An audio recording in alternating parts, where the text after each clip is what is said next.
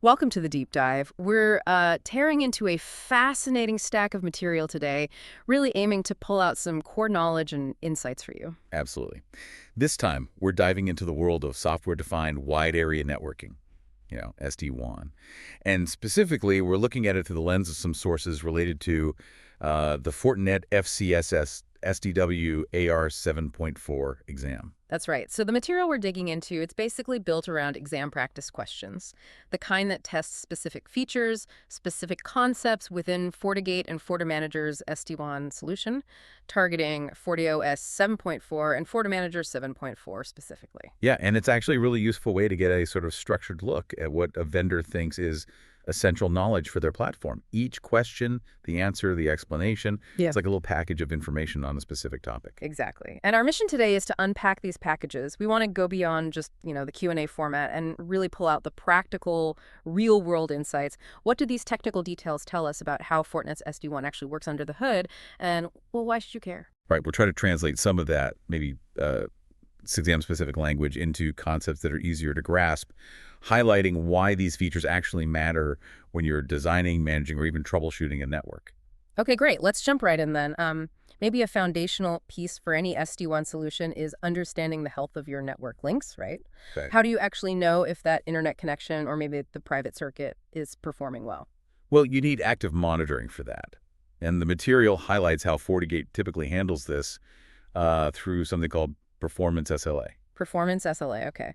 And what's the sort of common method or protocol FortiGate uses for these health checks based on the sources? It primarily uses ICMP echo requests, basically ping. Ping. Simple enough. Seems fundamental but crucial. And what are these ping checks specifically looking at? What metrics are key for FortiGate's Performance SLA? So they're monitoring those classic network performance indicators. You've got link latency, jitter, and packet loss. These three are really critical because they directly impact the quality of experience, especially for, real-time applications. Okay, so latency, how long data takes, jitter, the variation in that delay, and packet loss stuff, just not getting there. Got it. Why are these metrics so important for the SD-WAN path selection part? Well, because the whole intelligence of SD-WAN is based on sending traffic over the best available path at that moment. If you know one link has, say, high latency or a lot of jitter, the SD-WAN rules can dynamically decide not to send your voice or video traffic over that link, even if it's technically up. It lets the system route based on actual performance, not just, if the cable's plugged in. It's like the eyes and ears for that intelligent routing. That makes perfect sense. You can't pick the best path if you don't know how the paths are actually doing in real time. Okay. Now let's shift gears a bit. From monitoring individual links to how sites talk to each other, especially in more, let's say, advanced VPN setups like ADVPN, that's Advanced Dynamic VPN. Yeah, ADVPN, it's Fortinet's architecture, really designed for larger scale hub-and-spoke networks that need, more efficiency than the traditional setups often provide. Right. And a key feature mentioned in the sources is these dynamic shortcut tunnels within an ADVPN design. Yeah. What's the main goal of these tunnels? Their primary purpose, really, is to reduce latency between the spoke sites. Between the spokes. Okay. So if you have, say, two branch offices spokes that need to talk to each other a lot, traditionally, their traffic would go all the way back up to the central hub and then get routed down to the other spoke, right? Exactly. And that adds extra hops, extra latency. It's inefficient. These dynamic shortcut tunnels, they allow those two spoke sites to discover each other and then establish a direct IPsec tunnel between themselves, kind of on demand. Once that shortcut is up, traffic just bypasses the hub entirely for that interspoke communication. It dramatically cuts down that round-trip time. It's like setting up a direct, express lane between two branches that communicate frequently instead of forcing everyone through the central hub every single time. That sounds like a big performance win. It really is. Now, speaking of large deployments, managing potentially hundreds, maybe even thousands of devices, that becomes a huge challenge. Oh, definitely. And that naturally brings FortiManager into the picture. Yeah. It's pretty central to Fortinet's SD-WAN story when you get to that kind of scale. Okay, FortiManager. So what's its core function in a large SD-WAN environment, according to our sources? Well, its primary role is the centralized management of SD-WAN templates and all the device configurations. Centralized management templates, configurations. What's the big problem this solves for the network admins out there? Well, just think about trying to manually set up SD-WAN rules, security policies, maybe even firmware updates on dozens, hundreds, or like you said, thousands of individual FortiGates. It would just be incredibly time-consuming, super error-prone, and almost impossible to keep consistent. Yeah, I can imagine. So FortiManager gives you that single pane of glass. You define standardized configurations using templates, you push out policies, you manage firmware upgrades across the whole deployment. It ensures consistency, simplifies compliance, and just drastically cuts down the operational headache. It's really essential for turning a bunch of devices into a manageable network fabric. Sound like the difference between handling every piece of paper individually versus using a proper document management system. Huge efficiency gain. Exactly. Let's talk about the traffic itself again. How can these SD-WAN routing decisions get smarter than just looking at IPs and ports? We want to route based on what the traffic actually is, right? Right. And for that, you really need visibility into the application layer. Layer 7? Okay. And according to the material, which component is necessary on the FortiGate itself to enable these application-based SD-WAN rules? That requires enabling and using application control. Application control. Why is that the key piece here? Well, application control uses this constantly updated database of application signatures. It can identify specific applications, whether it's Salesforce, Microsoft Teams, Netflix, maybe even a custom internal app. Once the FortiGate identifies the traffic as belonging to a specific app, the SD-WAN rules can then use that application identity as one of the matching criteria. And this lets you create policies like, okay, all my voice traffic needs to go over this super low latency link, or all the streaming video traffic can go over this other link, maybe even block this risky application entirely. Gives you really granular control based on what users are actually doing on the network. So you're routing, say, critical business apps differently from maybe recreational traffic? That makes a lot more sense for modern networks. Precisely. Now, inevitably, in the real world, things don't always work perfectly. Troubleshooting becomes necessary. What's the sort of go-to FortiGate command that the sources highlight for debugging and verifying how SD-WAN traffic is being handled in real time? The most powerful command mentioned for this specific purpose is diagnose debug flow. Diagnose debug flow. Okay. I've heard that can be a bit verbose, but what does it show that's particularly useful for SD-WAN troubleshooting? Yeah, it can produce a lot of output, but it gives you this packet-by-packet view of how traffic is being processed as it hits the FortiGate. For SD-WAN, its huge value is that it explicitly shows you which SD-WAN rule a specific flow of traffic is matching and the decision the FortiGate is making based on that rule. Okay. This is just invaluable for confirming your policies are working the way you expect, or maybe pinpointing exactly why traffic is not taking the path you thought it would. It's kind of like your deep-level network detective tool. That sounds absolutely critical for anyone pulling their hair out trying to figure out why traffic isn't behaving. Okay. Let's think about failure scenarios then. What happens if all the links that are grouped into an SD-WAN zone? What if they all fail their performance SLA checks? So they're technically up, but they're not meeting the required performance standards. And let's say the best effort option is enabled as the source describes it. Right. This is that scenario where maybe quality isn't great, but you still need some connectivity, right? You don't want everything to just drop. Exactly. So with best effort turned on and all the SLAs failing, what does the FortiGate do then? The material states that the traffic is then routed through the member interface that has the lowest administrative cost. And this is regardless of whether it meets the SLA or not. The lowest administrative cost. Okay, what exactly does administrative cost mean here? Is that like a financial cost? No, not a financial cost. It's a static, manually configured value that the administrator assigns to each SD-WAN member interface. It's simply a way for you, the admin, to tell a FortiGate which interface it should prefer to use when performance criteria aren't the deciding factor or can't be met. Okay. Like a preference order. Exactly. So in this best effort failure scenario, where all the performance SLAs have failed, the FortiGate falls back to this static preference using the administrative cost of the links that are still up. The main goal is just to keep traffic flowing over any available link, prioritizing the one you've administratively marked as, let's say, the least bad option, rather than just dropping traffic entirely because performance isn't optimal. Right. Better slow connectivity than no connectivity at all. Got it.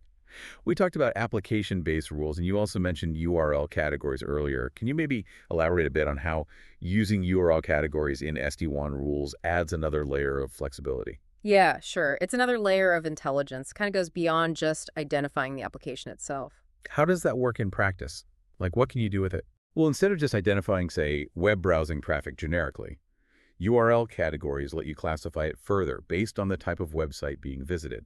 Things like streaming media, social networking, financial, business, gambling, categories like that. Right. You can then create SD-WAN rules that treat traffic differently based on those categories.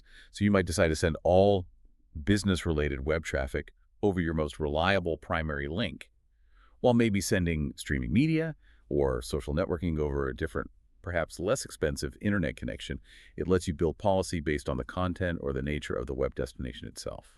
That provides a lot of pretty granular control over web traffic routing specifically. Interesting. Okay, let's circle back to FortiManager and that centralized control idea for a moment. How does using those shared Phase 1 and Phase 2 IPsec templates within FortiManager, how does that particularly benefit large-scale SD-WAN deployments that rely heavily on IPsec VPNs? Right. Well, IPsec configurations involve a lot of parameters. For both Phase 1, that's establishing the initial secure channel, and Phase 2, which defines the actual data tunnels, getting all those settings exactly right and making sure they're consistent across potentially hundreds of devices manually, it's incredibly difficult. And honestly, it's a really common source of VPN connection problems. Yeah, I can see that. Typos alone. Exactly. And templates basically solve this. FortiManager lets you define standard Phase 1 and Phase 2 settings just once as reusable templates. You then just apply these templates to the FortiGate devices in your SD-WAN deployment. This ensures that every single VPN tunnel built using those templates has identical, validated settings. That consistency is just absolutely crucial for reliability, for troubleshooting, and just ensuring VPNs come up correctly across a large distributed network. It takes the manual headache and, frankly, a lot of the error potential out of deploying IPsec at scale. So it's fundamentally about configuration consistency and seriously reducing the chances of human error when you're rolling out VPNs across loads of sites. Makes sense. Okay, let's dive a bit deeper into the routing protocols used within those AD-VPN topologies we talked about, specifically IBGP. Why is IBGP commonly chosen or recommended in these specific AD-VPN designs? Well, AD-VPN relies heavily on those dynamic spoke-to-spoke tunnels, right? And you need routing protocols so the spokes can learn about the networks behind other spokes. IBGP has a specific behavior that makes it particularly well-suited for this exact scenario. Okay, and what is that key behavior? What makes IBGP special here?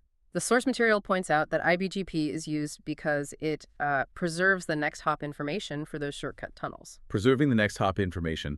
Why is that specific detail so critical for the AD-VPN spokes needing to build direct tunnels? Okay, so think about how a spoke normally learns a route that originates from another spoke, but learns it via the hub. When the hub advertises that route, say the route from spoke B to spoke A using BGP, the next hop information in that route update is usually the IP address of the hub itself. Right, because the hub is the neighbor advertising it. Exactly. But for AD-VPN to work, spoke A needs to know the actual IP address of spoke B so it can try and build that direct tunnel to spoke B. And this is where IBGP's behavior comes in. Unlike eBGP, internal BGP, IBGP by default, does not change the next hop attribute when it re-advertises routes it learned from an eBGP peer, like the hub advertising spoke B's network. So when spoke A receives the route advertisement from the hub, the next hop address remains spoke B's original address. And that preserved next hop is exactly what spoke A needs to trigger the process of initiating that direct shortcut tunnel straight to spoke B. Okay, wow. So IBGP's specific rule about not changing that next hop address is fundamentally what enables the spokes to know who to build that dynamic tunnel to. Without that specific behavior, they just keep trying to send the traffic back through the hub. That's a really key technical detail for how AD-VPN actually functions. It really is. It's critical glue for the whole dynamic shortcut mechanism. Fascinating. Okay, finally, let's wrap up by looking at a more fundamental concept in FortiGate SD-WAN configuration, the idea of zones. What is the primary purpose, really, of grouping multiple physical interfaces into a single SD-WAN zone? This one is really all about simplifying administration and policy management. Okay, simplifying, and the main benefit is? The primary purpose, as stated, is to simplify policy configuration and interface grouping. Right. But how does putting interfaces into a zone actually simplify the policy side of things? Well, think about it. Instead of needing separate firewall policies for every single WAN interface you have, like a policy allowing traffic from your internal network to WAN1, then another identical one for internal to WAN2, maybe another for the cellular backup, and so on. Yeah, that could get long quick. Right. You instead group 1, 1, 1, 2, that cellular backup, maybe others, into a single logical entity called, say, SD-WAN zone. Hmm. Then you only need one firewall policy allowing traffic from internal to the SD-WAN zone. Hmm. The SD-WAN rules within that zone configuration are what actually determine which specific physical interface the traffic uses based on performance or other criteria. It just dramatically reduces the number of firewall policies you need to create and manage. It makes the whole policy table much cleaner, much easier to understand, Hmm. especially as you add more WAN links over time. That makes a lot of sense. Yeah, grouping those physical links into one logical target definitely streamlines the security policy layers significantly. Much less clutter. How do you ensure the network can react instantly to, say, changing link performance or different user application needs, while at the same time maintaining rigorous security policies and consistent configurations that are being pushed out from a central management point like FortiManager? That tension, that balance between the dynamic real-time stuff and the static controlled stuff, Yeah. it seems like that's the fundamental challenge, but also maybe the defining power of these modern SD-WAN solutions today. Absolutely. It's something really worth considering for anyone who's navigating the complexities of managing distributed networks these days. Indeed. Well, thanks for joining us for this deep dive.